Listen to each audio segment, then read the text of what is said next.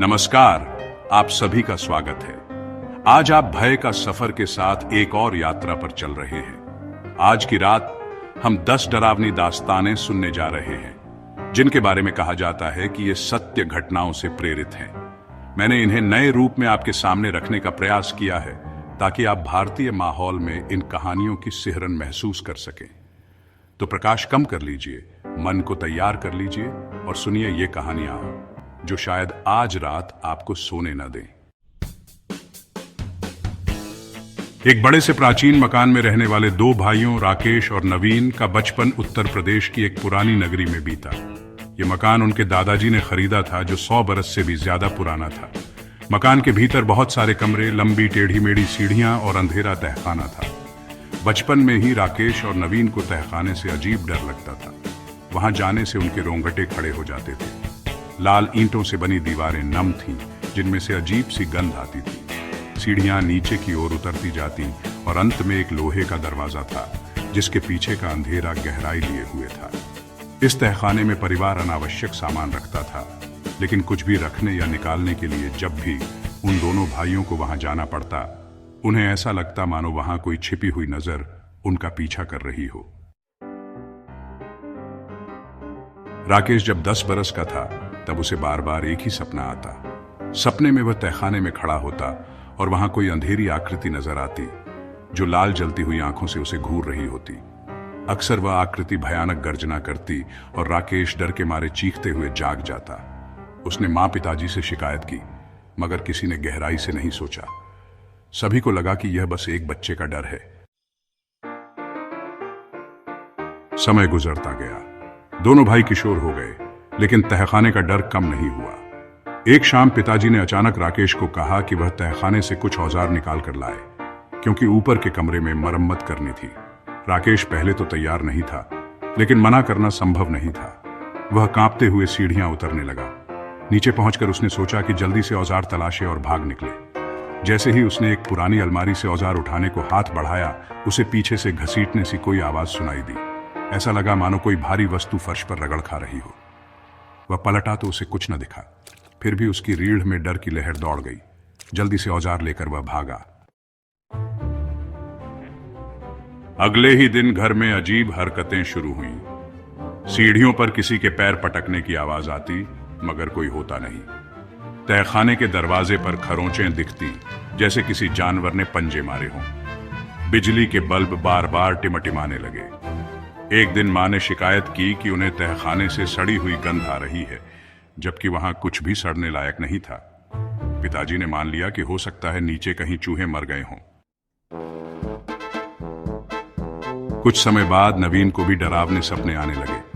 उसे स्वप्न में लगता कि कोई डरावनी परछाई उसे तहखाने के भीतर बुला रही है। दोनों भाइयों ने मिलकर घर के पुराने कागज खंगालने का मन बनाया। वहां उन्हें पता चला कि इस मकान के पहले मालिक पर काला जादू करने का आरोप लगा था। कहते हैं कि वह व्यक्ति तहखाने में किसी दानवीय बल को बुलाने की चेष्टा करता था। शायद उसी काले कर्म की छाया आज भी वहां अटकी हुई थी।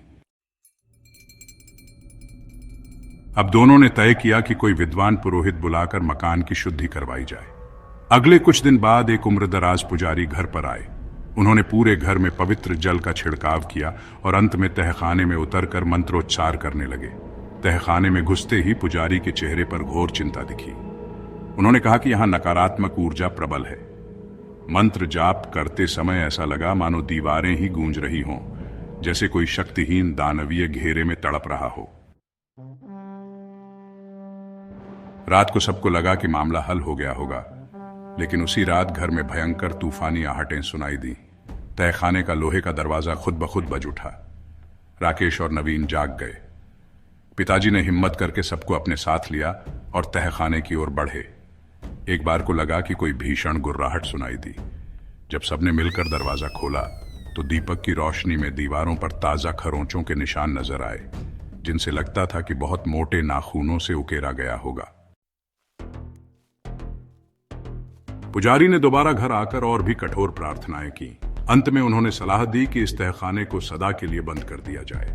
परिवार ने निकलने वाले सारे जरूरी सामान दूसरी जगह रख दिया और फिर तहखाने के दरवाजे को ईंट और पत्थर से चिनवा दिया गया। किवाड़ को हमेशा के लिए सील कर दिया गया। कुछ महीनों बाद परिवार को कुछ राहत मिली और अजीब घटनाएं कम हो गईं। पर मोहल्ले वाले बताते हैं कि कभी कभी देर रात उस तहखाने की दीवार के उस पार से किसी के घिसटने की आहट अब भी सुनाई पड़ जाती है। मानो वह दानवीय शक्ति अभी भी अंदर कैद है और बाहर निकलने का रास्ता ढूंढ रही है।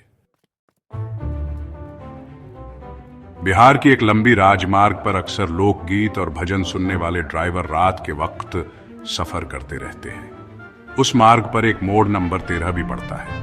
पुराने ट्रक चलाने वाले ड्राइवरों का कहना है कि इस मोड़ के पास एक विशाल परित्यक्त सा विश्राम स्थल है, जो पहले कभी एक प्रसिद्ध सराय हुआ करती थी, लेकिन बरसों पहले उसमें भीषण आग लगी और सराय के कई लोग मारे गए। तब से उसकी ख्याति डरावनी घटनाओं के लिए होने लगी है। ज्योति नाम की एक युवती अपने पारिवारिक समारोह से लौट रही थी। गाड़ी चलाते चलाते रात अधिक हो गई थी और उसे भयंकर नींद आने लगी। उसी समय उसने मोड़ 13 के निकट एक धुंधली सी जगमगाहट देखी। वहां एक पुराना सा बोर्ड था जिस पर लिखावट लगभग मिट चुकी थी, किंतु वह पढ़ नहीं पाई कि क्या लिखा है। थकान की वजह से उसे लगा कि उसे कुछ देर आराम करना होगा, नहीं तो वह सड़क हादसे में फंस जाएगी। उसने वहां गाड़ी रोकी और उस सुनसान भवन की ओर देखा। बाहर एक हल्का सा दिया जलता दिख रहा था। अंदर पहुंचते ही उसे बासी मोमबत्तियों की गंध आई। वहां एक बूढ़ा प्रबंधक दिखा, जिसने आंखें नीचे किए हुए उसे एक कमरा दे दिया। वह कमरा अत्यंत पुराना था। खिड़की के शीशे टूटे हुए और दीवारों पर पुराने धब्बे थे। ज्योति को अजीब लगा, पर वह बहुत थकी हुई थी। उसने पलंग पर बैठकर थोड़ा आराम करना चाहा। रात को लगभग 12 बजे उसकी आंख खुली तो उसे लगा कि कोई बाहर गलियारे में चल रहा है। पांव घसीटने की आवाज साफ सुनाई दी। कमरा खोलकर उसने देखा तो गलियारा एक पीली रोशनी से जगमगा रहा था। दूर छोर पर उसे एक छाया सी हरकत करती दिखी। वह बहुत डर गई। वापस कमरे में आकर उसने कुंडी लगा ली। सोने की कोशिश की, पर कुछ देर बाद दरवाजे पर धीमी धीमी दस्तक हुई। कोई बोल नहीं रहा था, बस दस्तक थी। फिर वह रुक गई। जब ज्योति ने हिम्मत करके दरवाजा खोला तो कोई नहीं था। सुबह होने तक उसकी नींद उड़ गई थी। वह उठी और सिंक में मुंह धोने गई। तब देखा कि शीशे में उसकी शक्ल के साथ कोई और परछाई भी दिखाई दे रही है। डर के मारे उसने आंखें बंद कर ली, फिर खोली तो वहां कुछ न था। वह भागकर नीचे आई, लेकिन उसे प्रबंधक कहीं नहीं दिखा। रिसेप्शन का काउंटर खाली था। अजीब सा कोहरा फैला था। बिना किसी से कुछ कहे वह वहां से बाहर निकली और गाड़ी स्टार्ट करके चल पड़ी। थोड़ी दूर जाने के बाद उसे समझ नहीं आया कि वह किस तरफ है। मानो रास्ता बदला बदला लग रहा हो। जैसे तैसे वह मुख्य सड़क पर वापस आई और वहां खड़े कुछ लोगों से पूछा कि मोड़ 13 के निकट यह विश्राम स्थल कब बना। आसपास खड़े लोगों ने हैरत भरी निगाहों से उसे देखा और कहा कि वहां बरसों पहले बनी सराय जलकर खाक हो चुकी है। अब तो उस जगह ब्याबान जमीन के सिवाय कुछ नहीं। आज तक वहां किसी तरह का नव निर्माण नहीं हुआ। ज्योति को लगा जैसे उसके पैरों तले जमीन खिसक गई। उसने उन लोगों को बताया कि वह रात भर उस सराय में ठहरी, मगर सब आला भाव से अचंभित। आखिरकार ज्योति को खुद भी समझ नहीं आया कि वह कहां ठहरी थी। आज भी वह उस रात को याद करके सिहर जाती है, क्योंकि उसे विश्वास है कि वह किसी ऐसे स्थान पर गई थी जो कई दशकों पहले ही राख हो चुका था। 4 मित्र दिनेश, राधिका, माधुरी और हरीश ने सोचा कि राजस्थान के एक घने वन क्षेत्र के पास कुछ दिनों का शिविर लगाकर प्रकृति का आनंद लिया जाए। वे सब शहर की भागदौड़ से दूर कुछ सुकून के पल चाहते थे। उन्होंने एक दूरस्थ स्थान चुना जहां पर्यटक कम ही जाते थे। वहां ऊंची ऊंची झाड़ियां, कंटीले पौधे और बड़ी चट्टानें थीं। पहले दिन तो सब खुश थे। आसमान में चमकते तारे, पकवानों की खुशबू और स्वच्छंद प्रकृति का सौंदर्य। मगर दूसरे दिन वे घूमने निकले तो उन्हें एक अजीब सा पुराना शिविर स्थल दिखा जो उजाड़ हालत में था। तंबू, फटे हुए बर्तन जंग लगे, कुछ अर्ध खाली डिब्बे इधर उधर पड़े हुए। चारों को ऐसा लगा मानो वहां जो भी लोग थे वे सब कुछ वहीं छोड़कर भाग गए हों। राधिका ने एक कटे फटे दरी पर पैर रखा तो महसूस हुआ वहां सूखी खून जैसी कोई दागदारी थी। दिनेश को एक पुरानी डायरी मिली जिसके कुछ पन्ने फटे थे। किसी अनजान व्यक्ति की लिखावट थी जिसमें लिखा था, रात को यहां कुछ चलता है, घबराहट बढ़ती जा रही है। समय नहीं बचा, फिर लेख अब्रप्टली समाप्त हो गया था। सबको अजीब लगा। उन्होंने सोचा कि ऐसे ही कोई गड़बड़ी हुई होगी, संभवतः जंगली जानवर या डाकुओं का हमला, पर मन में अजीब बेचैनी पसरी रही। शाम होते ही उन्होंने अपने तंबू में वापसी की। रात्रि में अचानक उन्हें दूर से किसी के रोने की आवाज सुनाई दी। लगा मानो किसी स्त्री की कराहें हैं। चारों चौंक कर जाग गए। हिम्मत करके उन्होंने टॉर्च ली और झाड़ियों के पार देखने निकले, मगर कुछ दिखा नहीं। लौट कर आने पर उन्हें अपने ही शिविर के पास किसी के पैरों के निशान मिले, जो उनके तंबू के चक्कर लगाकर गायब हो गए थे। जमीन पर वह निशान गहरे और अनगढ़ थे, जैसे इंसान के पैर तो हों लेकिन काफी चौड़े, या फिर शायद जानवर और इंसान के मिले जुले से। अगली शाम हरीश ने आसपास का रास्ता खंगालने का निर्णय लिया। वह कुछ दूर जाने के बाद वापस भागता हुआ आया, भय से पसीने पसीने। उसने कहा कि उसे जंगल के भीतर एक बार फिर से वही उजड़ा शिविर स्थल दिखा, मगर इस बार ऐसा लगा मानो कोई हलचल कर रहा हो। तंबुओं के भीतर से धीमी धीमी झांकती सी आंखें महसूस हुईं। हरीश को समझ नहीं आया कि वह भ्रांति थी या वास्तविकता। रात होते होते चारों ने तय किया कि कल सुबह होते ही वे यहां से चले जाएंगे।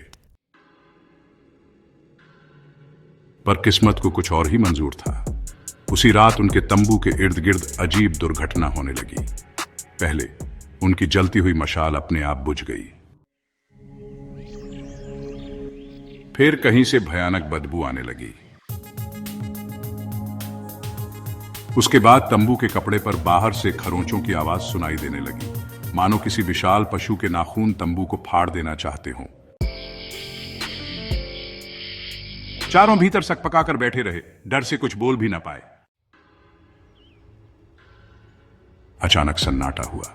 कुछ देर बाद तेज हवा चली और राधिका ने दहशत में जोर की चीख लगाई, क्योंकि उसने अपने बगल में किसी अदृश्य हाथ का स्पर्श महसूस किया। जैसे तैसे सबने हिम्मत जुटाई और भागकर तंबू से बाहर आए। बाहर कोई नहीं था, लेकिन तंबू के चारों ओर बड़े बड़े पंजों के निशान थे, जो गीली मिट्टी पर साफ उभरे हुए थे। उन निशानों की बनावट सामान्य नहीं थी, वे मानसिक उथल पुथल बढ़ा देने वाले थे। खैर, सुबह तक चारों ने जागते हुए रात काट ली।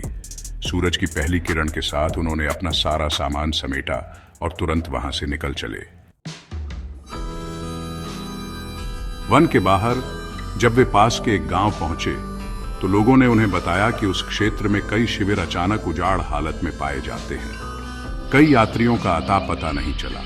कुछ लोग वहां से भागे भागे बाहर आए और उन्होंने भी भयानक अनुभव बताए। ग्रामीणों का विश्वास था कि उस वन में किसी प्राचीन श्राप का साया है, जिसके तहत अजीब आत्माएं भटकती हैं और भोले भाले यात्रियों को फंसा लेती हैं। उन चारों मित्रों को भी अपनी जान बचाकर भागना पड़ा। उन्होंने फिर कभी किसी दुर्गम वन क्षेत्र में शिविर लगाने का नाम तक नहीं लिया। पश्चिम बंगाल में विरासत में मिले पुश्तैनी घर अक्सर कई कहानियों को जन्म देते हैं।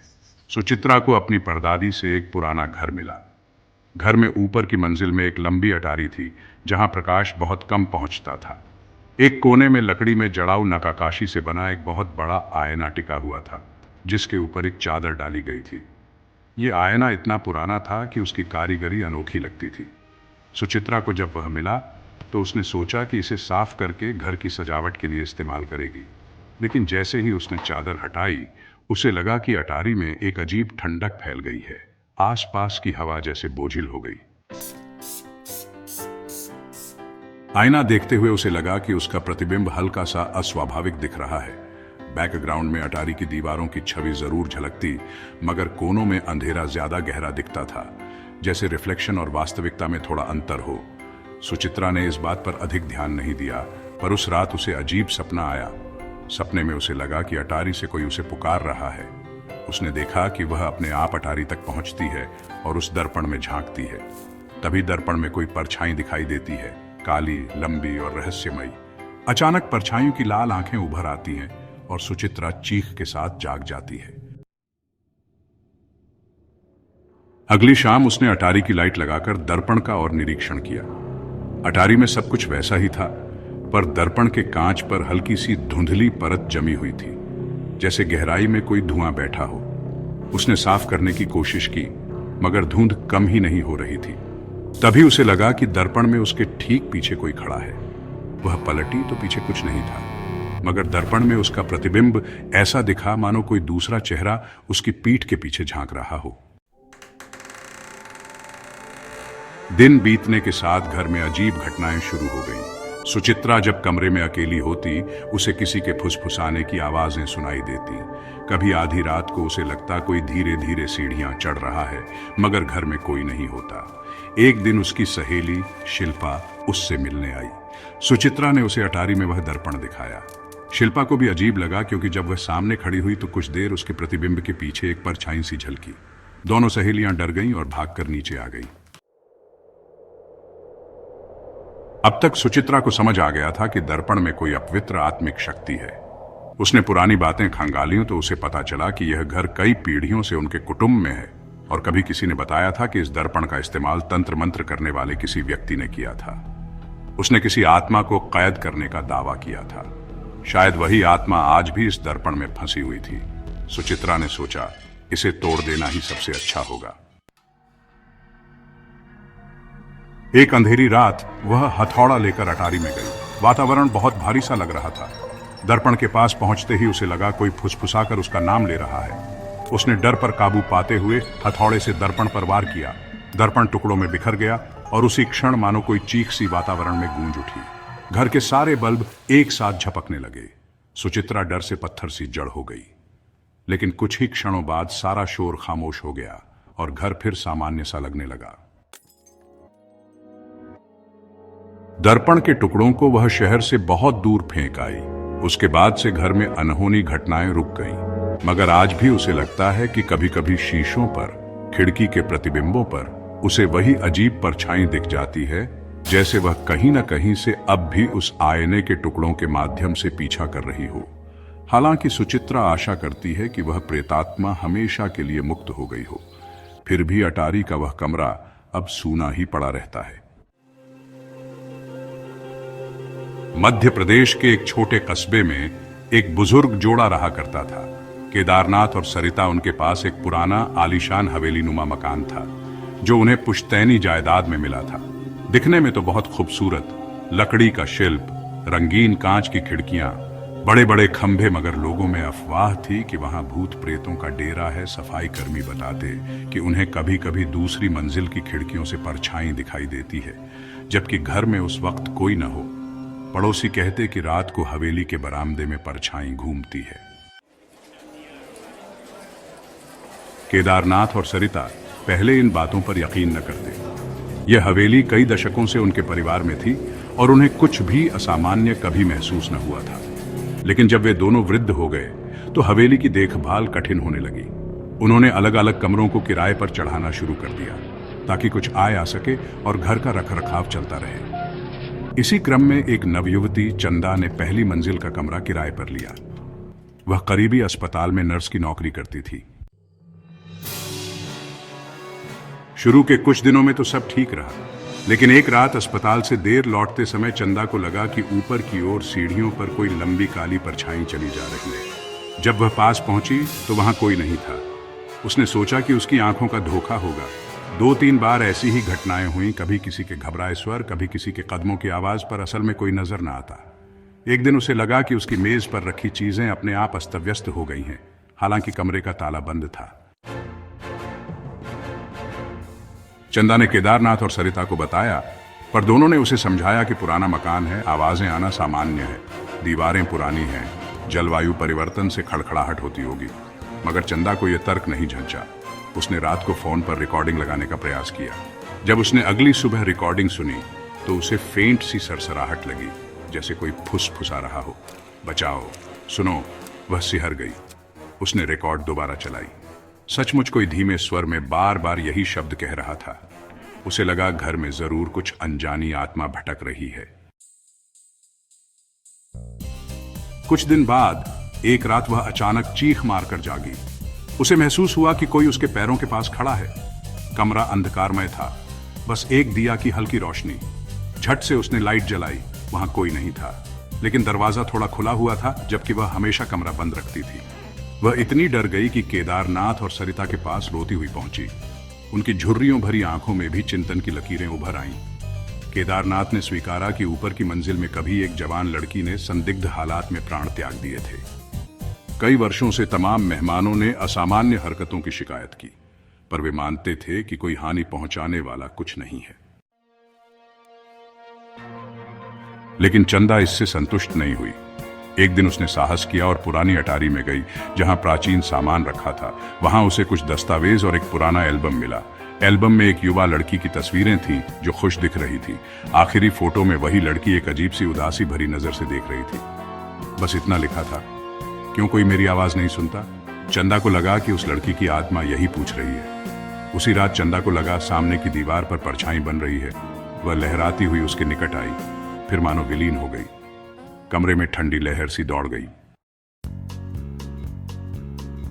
उस दिन से चंदा प्रार्थना करती, मोमबत्ती जलाकर उस आत्मा की शांति के लिए दुआ मांगती। कुछ शामों तक उसे लगता था कि कोई अदृश्य उपस्थिति पास ही खड़ी है, पर धीरे धीरे वह एहसास कम होने लगा। केदारनाथ और सरिता कहते हैं कि अब कम से कम कोई चीख, परछाई या दरवाजे के खुद ब खुद खुलने का मसला नहीं उठा। कुछ लोग मानते हैं कि उस लड़की की आत्मा को किसी ने पहली बार सहानुभूति दी। कोई था जिसने उसका दर्द समझा। शायद इसी से वह मुक्त हो गई। फिर भी पुरानी हवेली की दीवारों पर पसरा सन्नाटा आज भी एक अजीब रहस्य समेटे हुए प्रतीत होता है। चंदा ने भी कुछ माह बाद नया कमरा ले लिया, लेकिन वह कभी इस घटना को भूल नहीं पाई। बादलों से भरी एक ठंडी रात्रि में मनीष अपनी मोटरसाइकिल पर सवार था। उसे अपने गृह नगर हिमाचल प्रदेश के एक छोटे कस्बे में पहुंचना था, जहां उसका परिवार रहता था। रास्ता घुमावदार और सुनसान था। कभी कभी केवल सांय सांय करती हवा और मोटरसाइकिल के इंजन की गूंज सुनाई देती। आगे एक मोड़ पर मनीष को एक लड़की खड़ी दिखाई दी, जिसने सफेद सलवार कमीज पहनी थी। उसके बाल खुले हुए थे और वह बुरी तरह भीगी हुई लग रही थी, मानो बारिश में फंस गई हो। मनीष को उस पर दया आई। रात के अंधेरे में एक अकेली लड़की को देख वह रुक गया। लड़की ने उससे निवेदन किया कि क्या वह उसे आगे वाले कस्बे तक छोड़ सकता है। मनीष मान गया। रास्ते में उसने लड़की से पूछा कि वह इस सुनसान जगह पर क्या कर रही थी, पर उसने सीधा जवाब नहीं दिया। बस इतना कहा कि वह एक रिश्तेदारी से लौट रही थी। वह बहुत उदास स्वर में बोल रही थी, मानो किसी दर्द में हो। थोड़ी देर बाद मनीष ने कहा कि वह पास से चाय ले लेगा, ताकि उसे भी जागने में मदद मिले। वह एक ढाबे के पास रुका। लड़की ने बैठी रहने की बात कही। मनीष ने 5 मिनट में चाय पीकर जब वापस आकर पीछे देखा तो मोटरसाइकिल खाली थी। पहली बार में उसे लगा लड़की उतरकर ढाबे में आ गई होगी, लेकिन ढाबे और आसपास ढूंढने पर भी वह कहीं नहीं मिली। रात के अंधेरे में दूर दूर तक कोई दूसरा व्यक्ति नहीं था। मनीष हक्का बक्का रह गया। अचानक उसकी नजर पीछे सीट पर गई, जहां उसे एक छोटी सी चुनरी गिरती हुई दिखी। लेकिन जैसे ही उसने उसे हाथ में लिया, वह चुनरी गायब हो गई। वरिष्ठ लोगों से पूछने पर पता लगा कि इस क्षेत्र में अक्सर एक भूथा सवारी देखी जाती है। एक युवती वर्षों पहले वहीं सड़क पर दुर्घटना का शिकार हुई थी। वह अपने मायके से लौट रही थी, लेकिन रास्ते में तेज रफ्तार ट्रक ने उसे कुचल दिया। कई लोगों का दावा है कि बरसात के मौसम में रात के समय उसे देखना आम है। वह यात्रियों से लिफ्ट मांगती है, पर कुछ देर बाद गायब हो जाती है। मनीष को भी लगा कि वह किसी परलोक की सवारी को अपने वाहन पर बैठा चुका था। आज भी वह जब उस रास्ते से गुजरता है तो दिल कांप उठता है। उसे लगता है कहीं पीछे से फिर वही आहट न आ जाए, वही भीगी हुई लड़की फिर से एक सवारी न मांग रही हो। रेवा नाम की एक महिला नाइट ड्यूटी के लिए एक बुजुर्ग देखभाल केंद्र में काम करती थी। उसे अजीब घटनाओं पर कभी विश्वास न था, पर एक बार अर्धरात्रि के समय जब वह अपनी चाय पी रही थी, उसके निजी दूरभाष पर घंटी बजी। वह नंबर अजनबी था। उठाने पर सिर्फ सरसराहट सुनाई दी। उसने सोचा कोई तकनीकी समस्या होगी। थोड़ी देर बाद फिर घंटी बजी, वही नंबर। अब की बार थोड़ी सी फुसफुसाहट, जैसे कोई धीमे से उसका नाम पुकार रहा हो। रेवा ने अगली रात फिर ड्यूटी पर था। रात ठीक 2 बजे दूरभाष फिर बजा। उस ओर कोई रो रहा था। वह शब्द समझ नहीं पा रही थी, पर वो कराहें साफ महसूस हो रही थी। उसने पूछना चाहा, आप कौन हैं? लेकिन कोई उत्तर न मिला। बस अंत में कॉल कट गई। बार बार ऐसे कॉल आना असामान्य था। उसने तकनीकियों से पूछताछ की तो पता चला नंबर बंद है, ये मौजूदा सूची में ही नहीं आता। उसे लगा कोई उस पर मजाक कर रहा होगा। लेकिन कुछ ही दिन बाद एक ऐसी रात आई जब आंधी चल रही थी। 2:10 पर फिर कॉल आई। उस ओर से बहुत धीमे से किसी बुजुर्ग महिला की आवाज सुनाई दी, मेरी मदद करो। रेवा को लगा यह आवाज कितनी जानी पहचानी है। वह चौंक पड़ी, क्योंकि यह उसकी मृत दादी की आवाज से मिलती जुलती थी।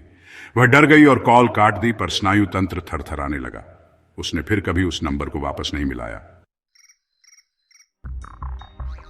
फिर कॉल आने का सिलसिला बढ़ने लगा। कभी किसी पुरुष की घुटी घुटी सिसकी, तो कभी किसी अबोध बच्चे के रोने की ध्वनि। रेवा ने पिछली रात की रिकॉर्डिंग फिर से सुनी तो उसमें किसी ने रेवा, अकेली मत जाओ कहते हुए पुकारा। उसके पूरे शरीर में झुरझुरी दौड़ गई। उसने सहकर्मियों को बताया। कुछ ने कहा कि यह प्रेतात्माओं का खेल है। शायद वे लोग दुनिया छोड़ने से पहले अपनी व्यथा व्यक्त नहीं कर पाए और अब किसी माध्यम से आवाज पहुंचा रहे हैं। एक बार एक और अजीब घटना हुई। रेवा के मोबाइल को उसने स्विच ऑफ करके दराज में रख दिया था, लेकिन रात के 2:30 बजे वह अपने आप ऑन हो गया। फिर रिंगटोन बजी।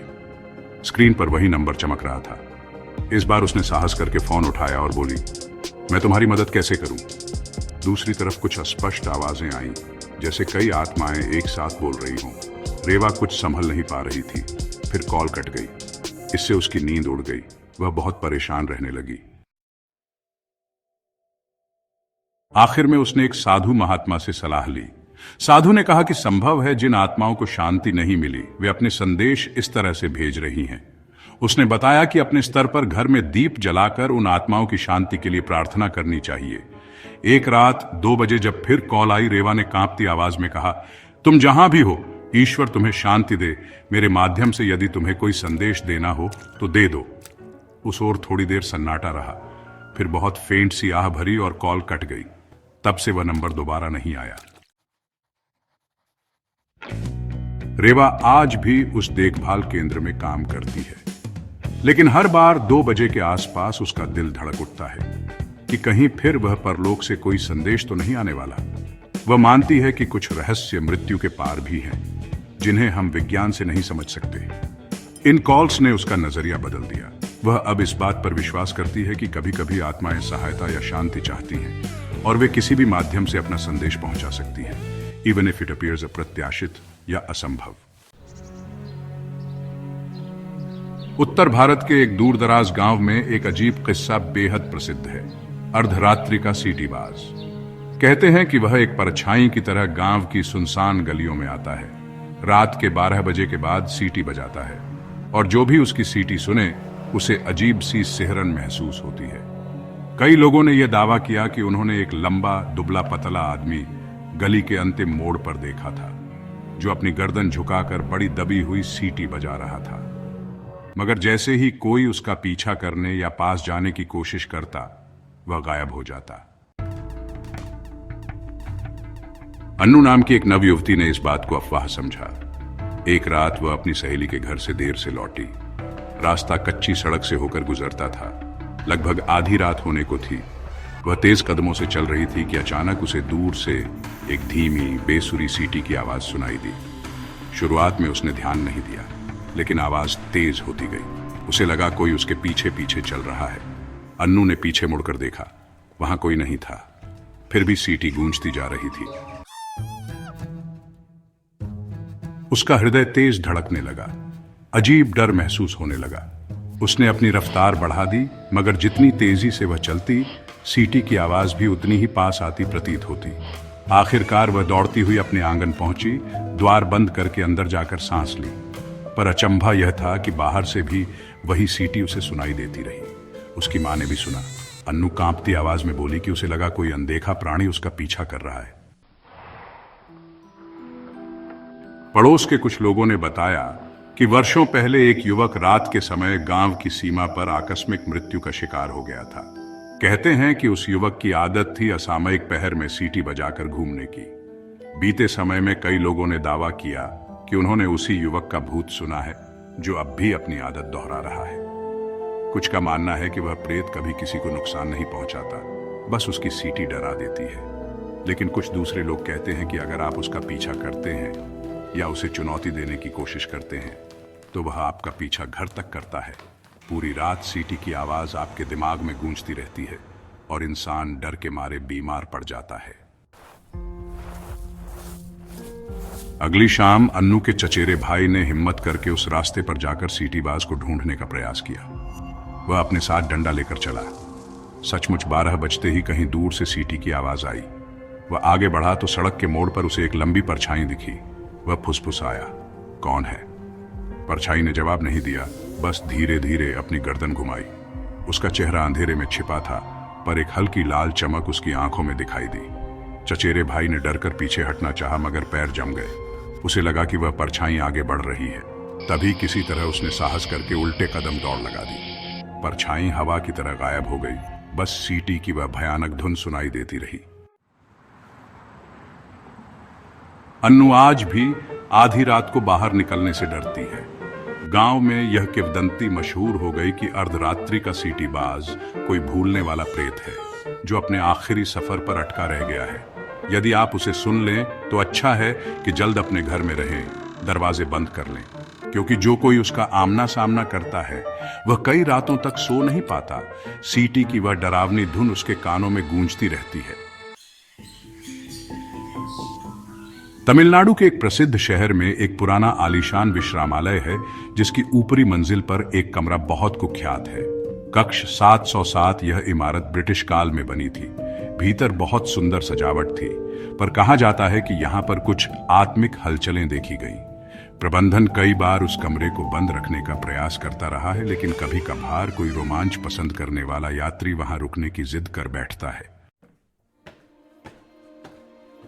आरव नाम का एक युवा यायावर उस जगह आया। उसे ऐसी डरावनी जगहों में ठहरकर रहस्य जानने का शौक था। उसने जानबूझकर कक्ष 707 मांगा। कमरा देखने में सामान्य था। लकड़ी का फर्श, एक खिड़की से शहर का नजारा और एक साधारण पलंग। पर आरव को लगा कि हवा में कोई बोझिलता थी। शुरू की शाम सही बीती, मगर आधी रात के बाद उसे हल्की ठक ठक सुनाई दी, मानो कोई अलमारी के अंदर खटखटा रहा हो। वह उठा और अलमारी खोली, मगर खाली थी। दरवाजा बंद करते ही खिड़की अपने आप खुल गई, जबकि बाहर हवा नहीं बह रही थी। आरव को लगा जैसे कोई अदृश्य शक्ति ये सब कर रही है। उसने मोबाइल से रिकॉर्डिंग करनी चाहिए, पर मोबाइल का स्क्रीन जर्जर सा होने लगा। तभी कुछ सरसराहट सुनाई दी, फिर एक स्त्री की धीमी आवाज, यहां से जाओ। आरव को लगा शायद वह भ्रम हो, पर उसकी पीठ में सिहरन दौड़ गई। उसने दरवाजा खोलकर बाहर गलियारे में देखा, वहां सन्नाटा था। फिर उसने बत्ती जलाकर कमरा अच्छी तरह देखना चाहा। एक कोने में टंगी पुरानी तस्वीर पर उसे ध्यान गया, एक स्त्री की धुंधली आकृति जिसका चेहरा स्पष्ट नहीं दिख रहा था। अगली सुबह वह स्थानीय पुस्तकालय गया और इमारत के इतिहास के बारे में खोजबीन की। उसे पता चला कि ब्रिटिश काल में इस भवन में एक महिला संदिग्ध स्थिति में लापता हो गई थी। कुछ कहते हैं वह प्रेम संबंध के चलते भाग गई, तो कुछ कहते हैं कि उसकी हत्या कर लाश यहीं छिपा दी गई। कक्ष 707 में ही उसे आखिरी बार देखा गया था। तब से कई लोगों ने वहां अजीब आहटें महसूस की। रात को खिड़की अपने आप खोलना, दरवाजे पर खरोंच और कभी कभी उस स्त्री की रोती हुई आवाज। आरव दूसरी रात फिर वहां लौटा। इस बार वह कैमरा लगाकर सोया। करीब 2 बजे उसका कमरा अपने आप ठंडा सा हो गया। उसे झपकी लगी, मगर सवेरे जब जागा और कैमरा चेक किया तो रिकॉर्डिंग अचानक सही समय पर बंद हो गई थी। बस धुंधली स्क्रीन पर कुछ पल के लिए एक स्त्री की परछाई दिखी जो दीवार के पास खड़ी थी। उसकी मुद्रा अत्यंत दुखी लग रही थी। तीसरी रात उसने हिम्मत करके उस आत्मा से बातचीत करने की कोशिश की। वह बोला, यदि तुम्हें न्याय नहीं मिला तो मैं तुम्हारी मदद करना चाहता हूं। तुरंत एक तेज हवा चली। ऐसा लगा कि चारों तरफ से सिसकी जैसी आवाज आने लगी। कमरे की बत्ती टिमटिमाने लगी। उसे लगा संपत्ति से जुड़ा कोई काला राज होगा। आरव ने अगले दिन प्रशासनिक दस्तावेज खंगाले। पर उस महिला का कोई विस्तृत जिक्र न था। आखिर में उसे भवन के एक पुराने तहखाने में कुछ टूटे व्यक्तिगत सामान मिले, लाल चूड़ियां, एक कागज जिस पर सिर्फ इतना लिखा था, कक्ष 707 में मेरी इच्छा रही, पर विषाद ही मिला। शायद वह महिला इसी कमरे में ठहरी थी, वहीं कोई त्रासदी हुई। आरव ने वह सामान होटल प्रबंधन को सौंप दिया। कुछ हफ्तों बाद सुना कि उस कमरे में अजीब घटनाएं कम होने लगी। प्रबंधन ने पूजा पाठ भी कराया। हालांकि जो रोमांच प्रेमी हैं, वे अब भी उस कक्ष को मांगते हैं, होपिंग कि कोई अलौकिक अनुभव हाथ लगे। बहुत से लोगों ने अब भी आधी रात को किसी स्त्री की परछाई देखने की बात कही है, मगर वह अब कम प्रदर्शित होती है। संभव है कि उस आत्मा को कुछ तो राहत मिली हो, अपने भेदों को उजागर होते देख। आरव ने वह जगह छोड़ दी, लेकिन वह रहस्य उसके मन में अमिट छाप की तरह बस गया। हरियाणा के एक खेत के विशाल रकबे में चौधरी परिवार की वर्षों से खेती बाड़ी चली आ रही थी। गेहूं के लहलहाते खेत, सरसों के पीले फूल, सब कुछ बहुत सुंदर दिखता था, लेकिन खेत के एक कोने को सब अनदेखा कर देते।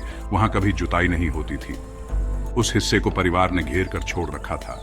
गांव वालों ने सुना था कि वहां कोई पुरानी श्रापित शक्ति है। आसपास मशहूर था कि रात के समय वे खेतों में अजीब सी रोशनी देखी जाती है।